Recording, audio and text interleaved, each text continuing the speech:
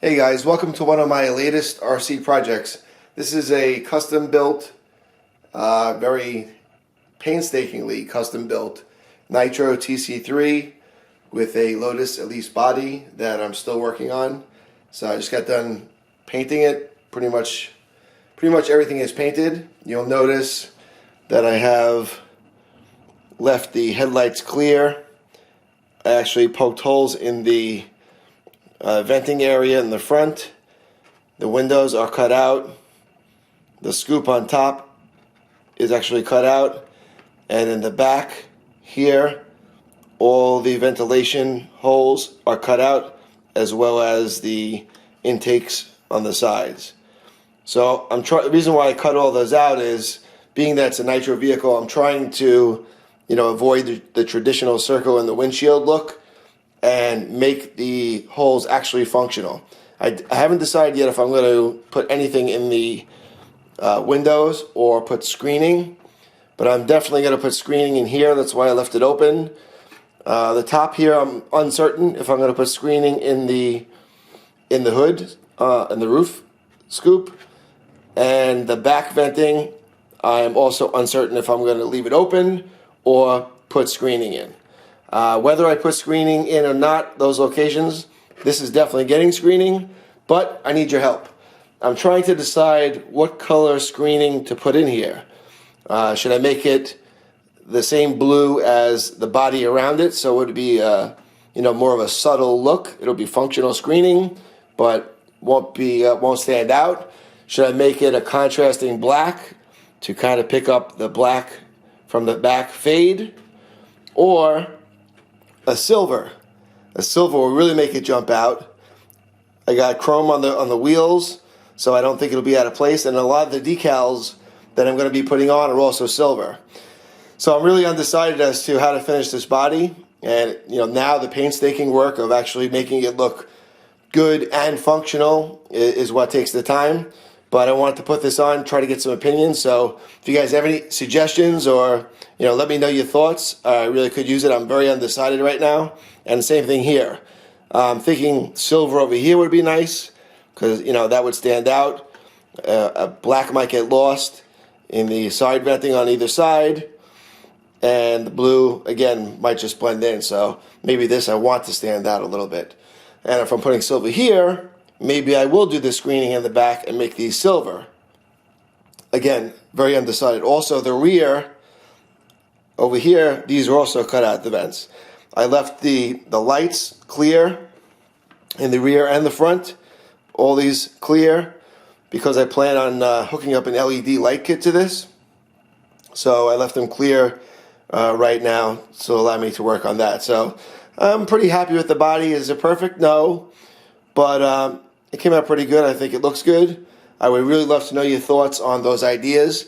Let me show you just briefly what's underneath, because I'm probably more proud of that than I am the body. This is it's not a new vehicle by any means. It's four-wheel drive. Let me show you. I'll tilt it on its side so you can get a better look. It's four-wheel drive, shaft-driven. Has a .12 size engine. This is a Nova Rossi engine. I believe it's an S12. Very good engine. Nova Rossi is one of my favorite brands. This is an RD Logix pipe. This is probably one of the best pipes you can get for this. This is loaded with high performance upgrades. This whole car is basically an upgrade from the original Nitro TC3. I don't even know where to begin, but those are some good areas. The fuel tank is a K-Factory low-profile fuel tank. A lot of these things you can't even get anymore. Carbon fiber shock towers. The differential housings are aluminum, not plastic. Even the chassis, which is, this was the best chassis you can get. It's a hardcore racing titanium chassis, very light, very strong. And the Associated factory team shocks with all the bushings are aluminum. The shock caps are aluminum. I have an outerwears bag over here. Even the transmission gears. Let me tilt it outside so you can get a better look. The outerwear is kind of in the way, but They're the Durlin gears. It's supposed to be like a stronger plastic instead of the black that's a white. And everything from the bearings to the all hardcore racing brake discs and the cups are all aluminum.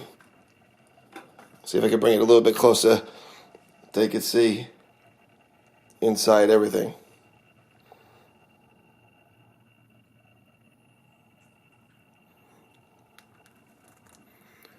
I mean, it took me a while to work on this RPM front bumper, and you know, this is, like I said, it's an older vehicle, but it's one of the best performing 1/10 scale nitro touring cars. I know there's a lot of belt driven ones, you know, Mugen and X-Ray. You know, those are different animals altogether. You know, those are $600 cars. This was never that, but with everything I put on here, this is a pricey little item. Most of the stuff is discontinued. You can't get it anymore. And just to try to outfit a Nitro TC3 with anything close to all these high-end aftermarket parts is very difficult to do. And if you can find stuff, they're very expensive now. Some of the parts, if you're looking to do a stock, they are interchangeable with some of the other, like the TC4 and so on. You might be able to get some items like the diff cases and things I think are the same. So there's still parts available. And of course, there's always eBay where you can find some things too. I have so many parts for this car. I have about 5 more of these that I'm working on in various stages, just making custom builds, custom bodies. It's a great platform. The shaft-driven 4-wheel drive, I like it better than the belt drive. I'm not a big fan of the whole belt thing. The acceleration and you don't have to worry about stretching. Something about the about this system that just works really well. Even the swing rack is all ball bearing, and it's all K-Factory. I mean, this is a very high performance vehicle. I can't wait to actually get this out there. This is not a shelf queen. I do intend on running this. I'm not a racer. I just wanted to put something together over a period of time that was, you know, totally mine, totally custom. And I have a bunch of different bodies I can use, but this Lotus body is the latest one that I've tried to implement for this. I like the way it came out overall, but I'm a little undecided on some of the other things that I mentioned earlier. I am going to tint the front window. I have some spray tint, so I'm going to make this like a light tinting, not black, but it's going to be a light tinting. I just don't want to leave it clear, but I do want it to be transparent. So I have kind of an idea where to go. The biggest thing is the mesh. And for some of you out there who have touring cars like this and are looking to, you know, not make it look so ugly with that giant circle that everybody cuts in here, I mean, if I really needed to, I could rig something to access that tank, but honestly, I don't mind just popping this off when I need to refill my gas tank. For me, it's a better trade-off than having a giant hole in your windshield here. And I think it's just looks better, looks more scale. I don't love this sticking out. This is one of the things I wish I could change, but I'm not buying a new receiver with a smaller antenna, so I'm just leaving this one kind of the way it is to use with my existing remote. But I don't love that. I'd love to change that, but I'm not going to. Anyway, let me know your thoughts on the mesh and basically what I use. If anyone wants to do that to theirs, I very, very carefully with an X-Acto knife trace out all of these areas, lightly keep going over them and score them, and then I just rip them out. Cut a hole in them and then just tear around the edges, and you'll be surprised, it comes out pretty neat. For screening, the best thing I found to use is fiberglass screening, like for your windows on your house that you can get at Home Depot. Stuff is real cheap, comes in big rolls and stuff. You won't use anywhere near that amount, but I had a bunch left over for some screen repairs that I did. And you just spray paint it. You just paint it whatever color you want. If you want it silver, spray it silver.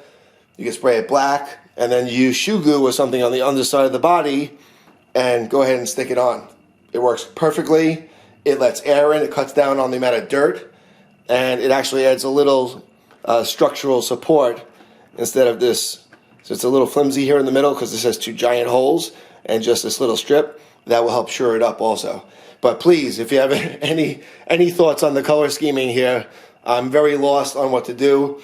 I got a lot of decals to put on, so I will post a video when I decide ultimately what to do with the mesh, where to put it, after all my decals are on, and I may even throw a light kit on it. I'll post a follow-up video to show you the finished product, but I just wanted to give you guys a peek. I have a bunch of different RC projects coming up.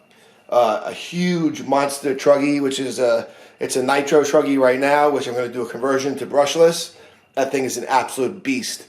It's called the Death Dealer. So if you're interested in RC at all, subscribe to my channel. I got crazy videos coming up, and I have my Lotus 8 2.0, which is also nitro.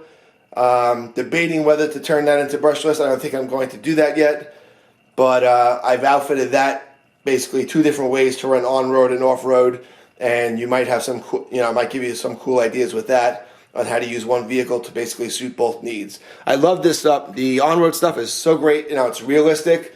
They're so low to the ground. I love that. But in certain instances, you have to have a flat surface to run these. So that's where the Lotus 8 comes in. It's off-road. I can lower it down so it can handle pavement with bumps, and it's pretty quick still. I can lower it down pretty far. I changed the wheels and tires, and I set it up for on-road. You'll see I'll have a video soon on that. Anyway, let me know your thoughts on this, and don't forget to like and subscribe. Take care.